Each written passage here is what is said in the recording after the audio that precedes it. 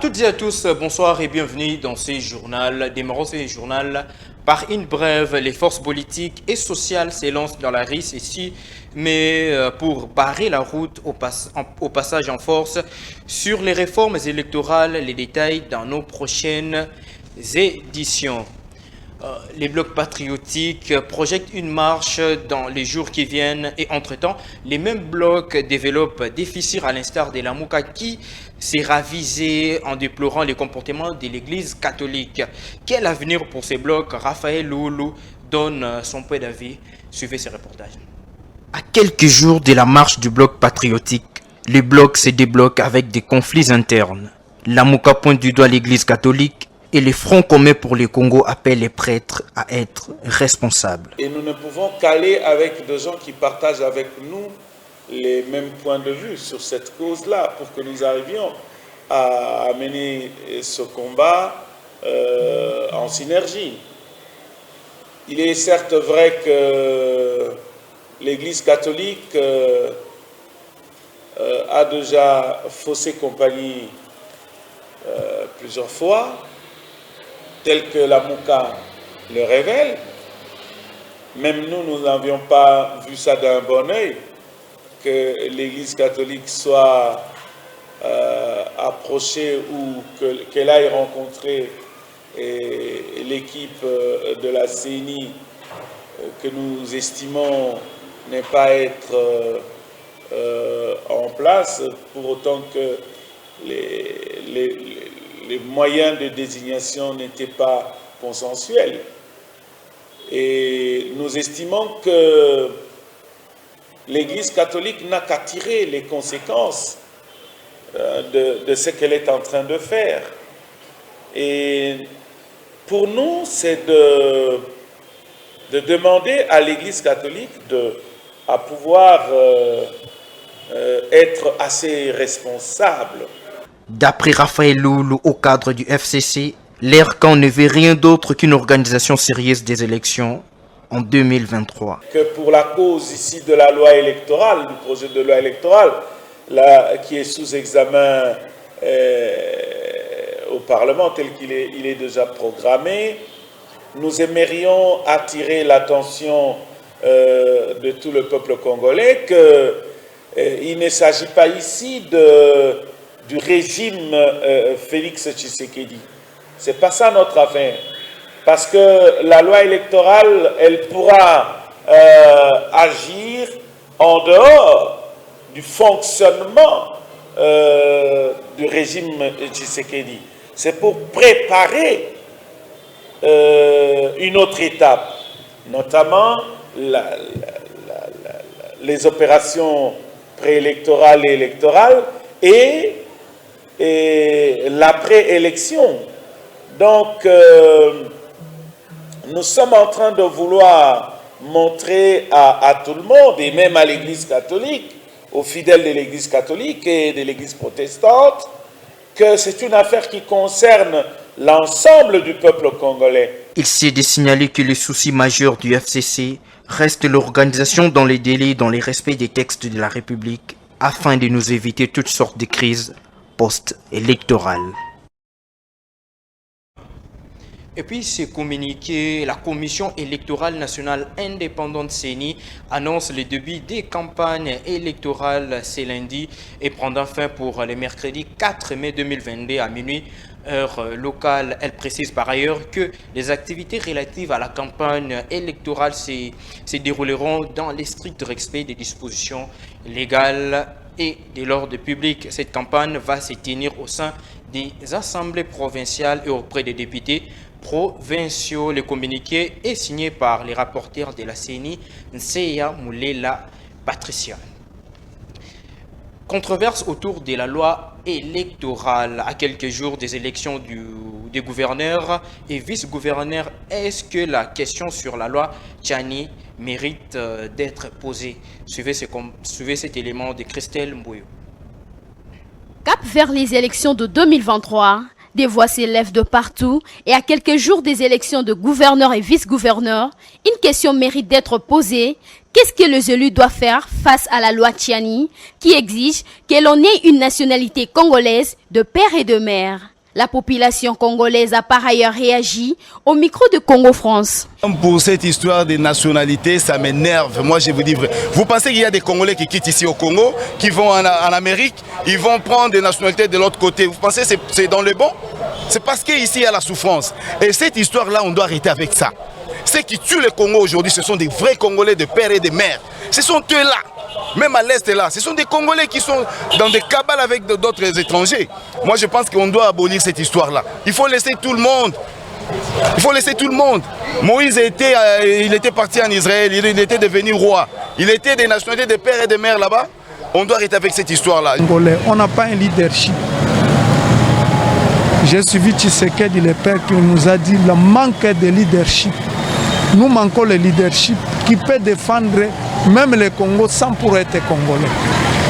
Moi, je suis pour ces gens. Moi, les femmes peuvent diriger. Ndeko na biso tozana numéro 1 amoka azana ni aza congolais. Eloko nini asaleli biso. Ayaki kana ba discours ebele to betele maboko. Mais à la fin de compte, eloko ezata il n'est rien. Lipo ya musapi moko wana nde lipo ezalaki 200 francs. Lelo komi 500. Nde yango wana. Asa mwana mboka. Mais tozomona yango te.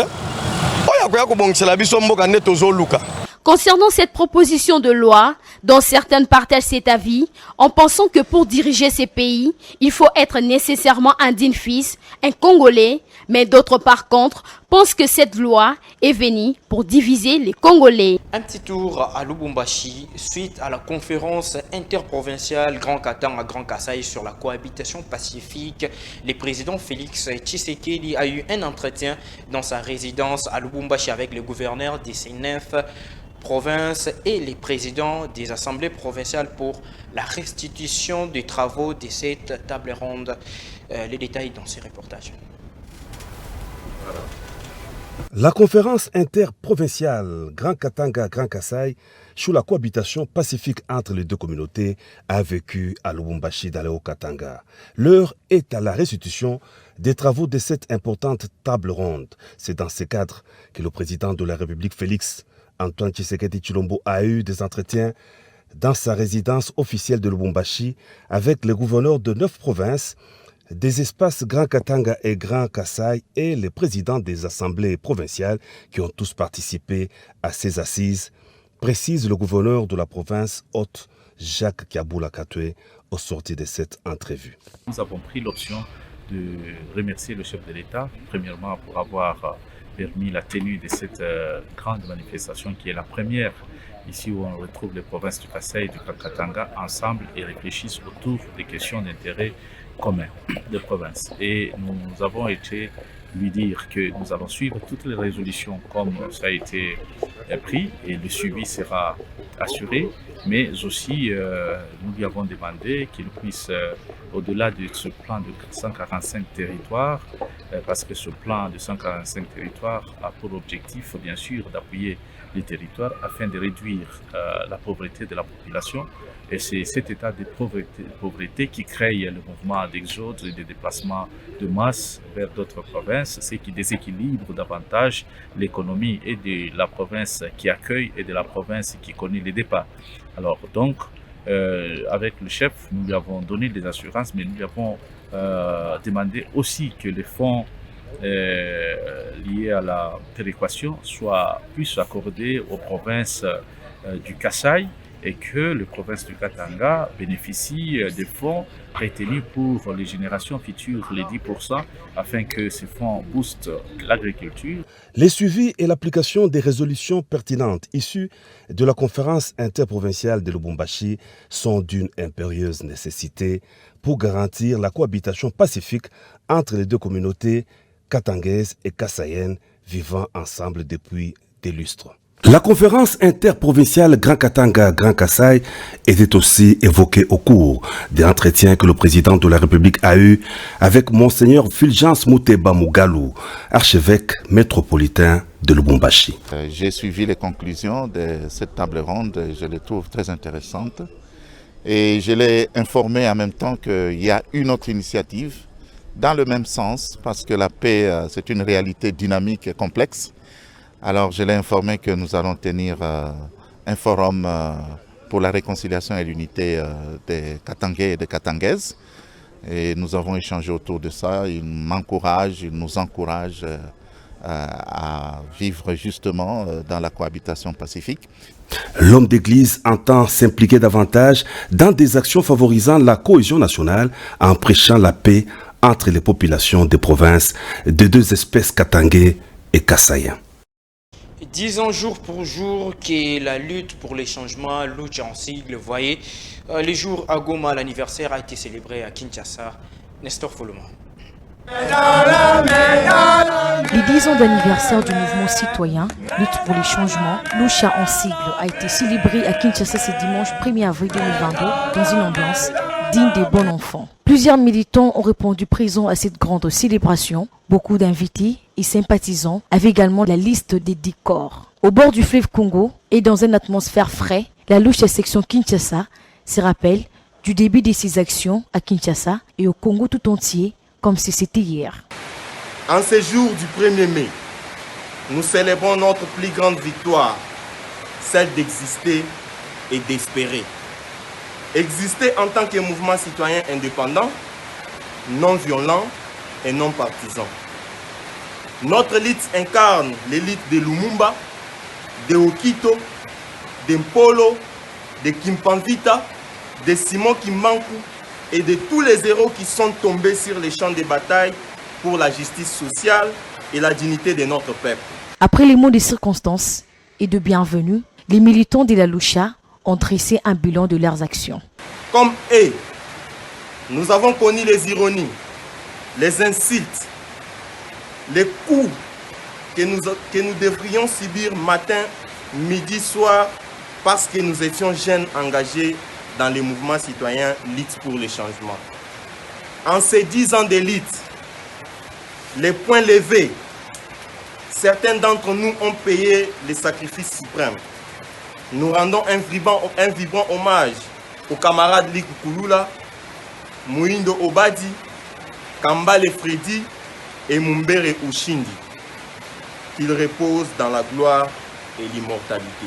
Un bilan au-delà des attentes, puisque tout a commencé à Goma, où les jeunes gens revendiquaient juste l'action potable. Dans les villes, aujourd'hui, le mouvement est dans toutes les provinces de la RDC. Une lutte qui marche sur les traces de nos pères de l'indépendance.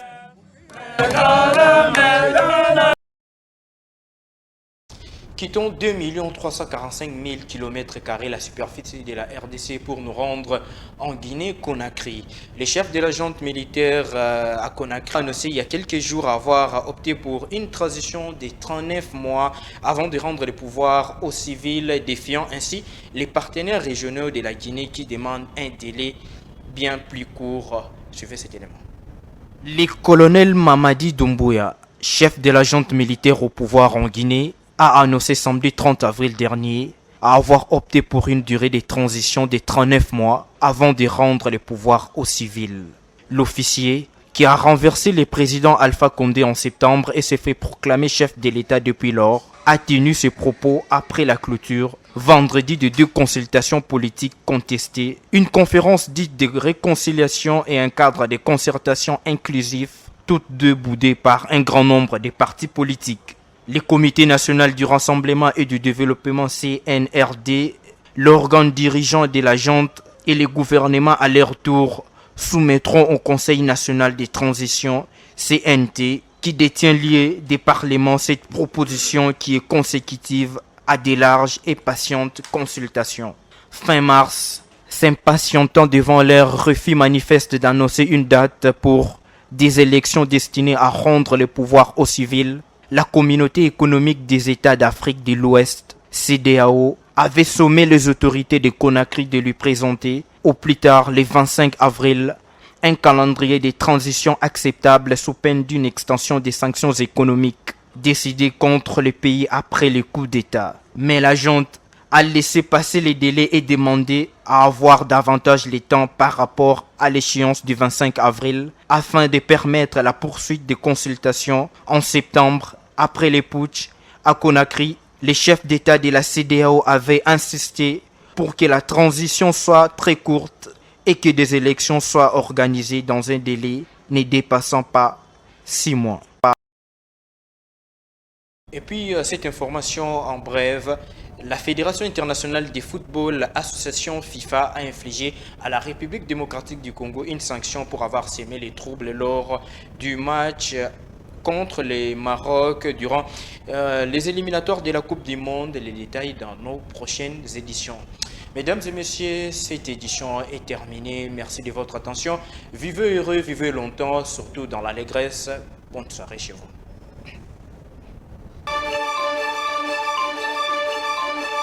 Thank you.